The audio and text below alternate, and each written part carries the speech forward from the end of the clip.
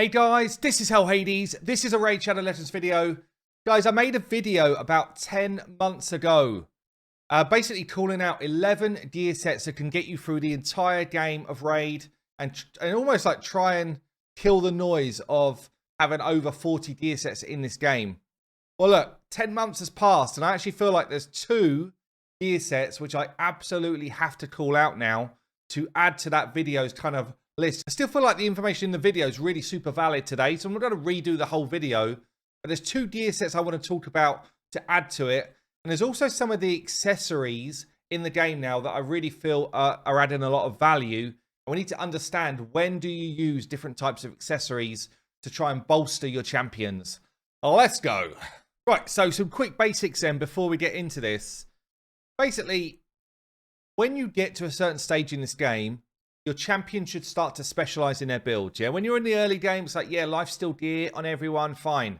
Once you start to get a reasonable number of 60s, and you're starting to get into later game content, you actually need your clan boss team specialized in their clan boss gear. You need your arena team all with their own individual jobs in the right gear. For example, if I'm just going full speed on a Sifi, no surprise, I want all speed gear. Yeah, if I'm trying to bring a debuffer into arena, I want to bring someone who is in ideally something like perception gear. If I find a madame here, if she built perception or accuracy. So it's like, I want someone who's going to land their debuffs on the enemy. If I'm bringing someone for damage, then generally I want them to be in savage gear. Yeah, so these are well-known things. These are well-known kind of things that we've spoken about many times. It's like, they are the gear sets for those type of champions. But the 2 gear sets I want to talk about today actually really worked well in later game content, especially in Doom Tower fights, especially in dungeons like 25, especially in Hydra. So they're the ones that I want to talk about today. The first one we're going to talk about, it was buffed actually last year, and the buff was significant, and it's going to be regen sets.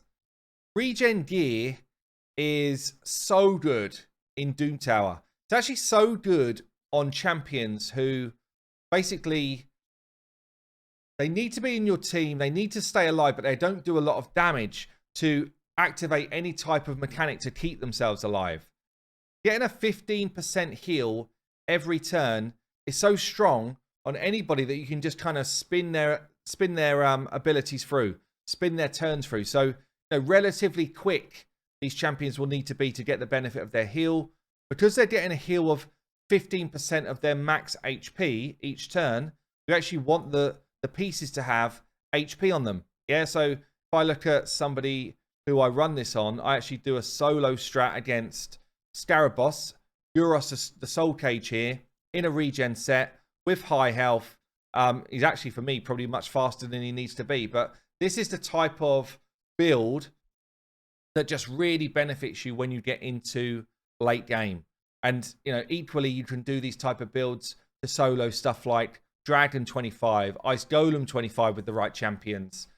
You can bring a regen set really comfortably into later stages of faction wars and put it on someone that has got a lot of utilities, going to help your team out, but they can't really self-sustain, or perhaps you don't have a healer coming into your team.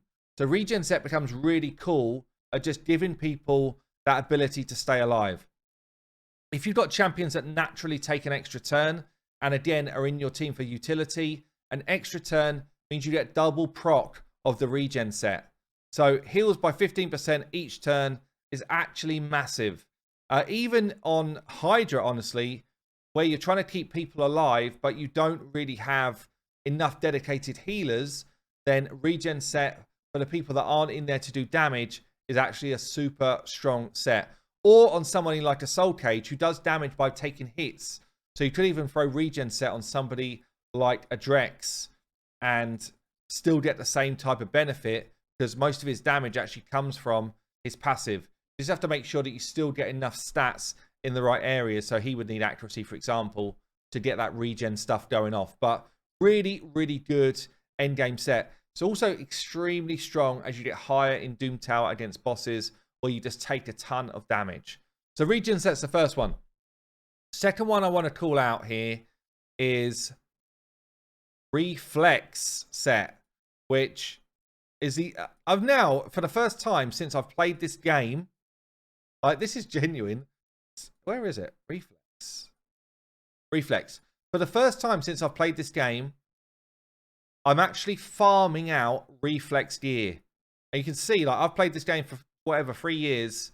I've got very few pieces. I've got it on a couple of champs, but I've got very few pieces of worth.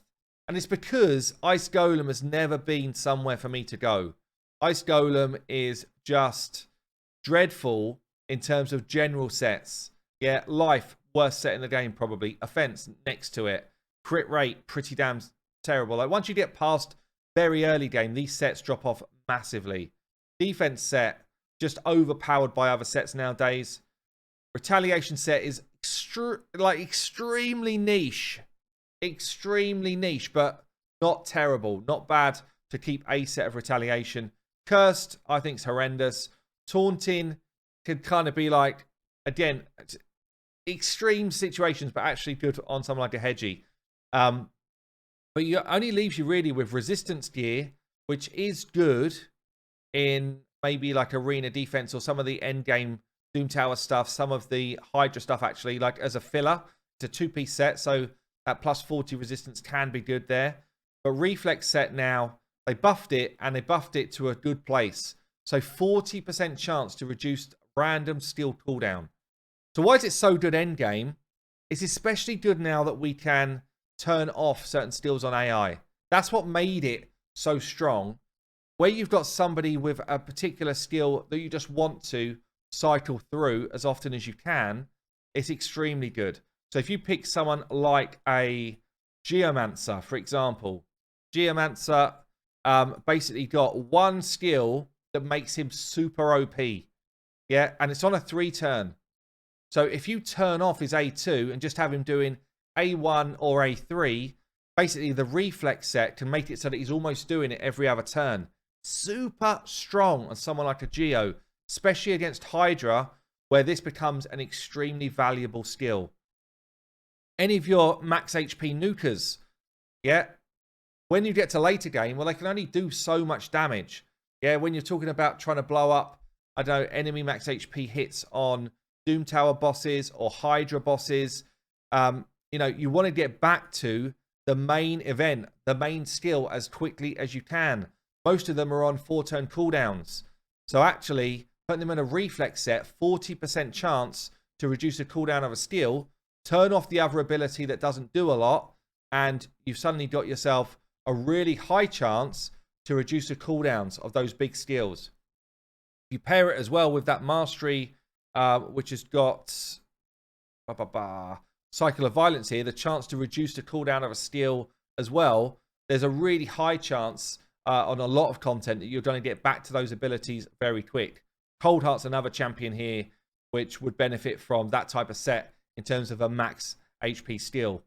Another place where I'm using it right now is my kind of crazy clan boss team. I say my, call out Sharky, call out Victor Tez, call out Mullet Reaver, who's kind of absolutely finessed this. So I've got my Lanicus, who's doing this kind of buff extend and ally attack. I turn off the A3, just get her doing her A2 as often as I can. I've got my Brogni doing his shield extension. Turn off the A3 once you've got the initial shield up. And then, again, I want to get back to those skills as quickly as I can. So the AI change, as well with the buff of this skill set, has made Reflex extremely valuable late game. Extremely valuable. And probably no more so now than with Hydra coming in and with you needing to get back to those big abilities as quickly as possible. So look, that's it for gear sets. Let me talk about some accessories then. We've now got a few different accessory types. So start with Blood Shield then. Blood Shield gives the wearer 5% shield for the damage that they do. Now, in essence, that's not that great. If you've got 3 of them on, it becomes 15%. Fine. The main thing that this is good at, actually, is just beating up Scarab Boss. Yeah, so Scarab Boss, where you need a shield consistently, this becomes very OP against Scarab Boss. Outside of that, you know, it can give you another buff if you're trying to do something like a Seer comp, ripping off buffs. But that's kind of like the main two situations that I see these being used. Reaction gear is just straight up PvP. For the first hits, you basically, if you've got 3 of them on, 75% chance not to take a crit. Kind of overly broken, honestly, for that type of setup. So an arena defense, super cool. On an arena team where you plan to go second, super cool. Yeah, so just bear that in mind. Even one piece, 25% chance to take a normal hit instead of a crit. That's actually quite high if you're thinking about a go second team in the arena. So reaction gear, pretty damn awesome. Revenge gear, open to anyone. You can buy it in the clan shop, 150 gold a pop. I buy this now as my priority on my free-to-play account. Yeah, and I'm like 60 days in. That's where my clan gold goes. It's the priority set. Why is that? Well, anyone with a debuff on their A1, like Brogni here's got a burn. Plenty of champions have got decreased attack, decreased defense, weaken, poison. There's all sorts of different mechanics built into A1 abilities. The drop turn meter, there's a whole ton of them. Revenge gear, if you've got 3 pieces on, that's 15% chance to just counterattack when you are hit. Any hits. If you've got someone who heals through abilities on their A1, like a Vrask, awesome set. It's just a great upgrade on general normal accessories. Plus, if you're early game, you actually pick up 5 or 6 star gear when it's really hard to farm Spider. So, Revenge gear from the clan shop, which is, I'm sure you guys know, down here, clan shop. Yes, in here, accessories. I buy 10 out of 10 on the main and as many as I can on the free to play. Next couple then. So we've got refresh banners, refresh accessories generally. These are basically like reflex gear in a way. It gives you a chance to get back your big abilities more often. So if you're wearing one piece, 5% chance that the ability you just used does not go on cooldown. You've got 3 on, 15% chance. Doesn't sound like a lot, but when you factor that over a number of runs, then that is actually very high. Factor over the amount of hits you do in Hydra, just getting that chance to get back to a massive ability is huge. Refresh gear, you buy this through the bazaar if you're silver tier or gold tier. It's annoying that they lock it behind silver and gold because similar to the revenge gear, it's so useful for any person at any level. They should put this one in bronze, in my opinion, and then at worst case, this one in silver because, you know, there's absolutely no reason why a lower tier person in the arena shouldn't be able to buy this up. And it's super cheap. It's so cheap compared to anything else. It's by far the best value in the free versus free shop. By far. Like every single day, if you're in those tiers, buy it every single day. And then we've got one more to call out, which is also available. Is you get either or, refresh gear or cleansing rings, cleansing gear. This one I'd say is probably the lowest value out of all of like the special accessories. So 8% chance to remove a random debuff, but it's still not bad. Think about any late game content. We take a ton of debuffs now. Any Doom Tower boss, tons of debuffs. Even late game Dragon, even late game Arena. It's still better to have cleansing gear than normal spider gear. Yeah, just think about it. Why wouldn't you take something which gives you another ability or another chance of an ability versus just standard spider gear? Obviously, make sure that you get decent rolls. Don't just put something on for the value of the RNG if the piece is actually crap. Yeah, don't do that. But do roll them up. And like this piece here, an attack amulet. I mean, the chances are I'm never going to use that piece. In fact, probably what I would do is roll it, see if I get like a double roll, and then rework it with a piece of Chaos Ore. Yeah, because refresh, super awesome, but I don't want it to still be a crap piece. But yeah, cleansing, once you get up to 3 pieces on, 24% chance each turn you just drop a debuff. It's like having a weak source Doom Priest in your team. So definitely bear these in mind. 2 gear sets, super awesome, reflex, regen, and all of the accessory pieces in their place are actually really valuable. So there you go, guys. I've been Hell Hades. Don't sleep on some of this stuff. And if you want to check out my original video around 11 gear sets, which are awesome, I'll ping it at the end. I will see you later.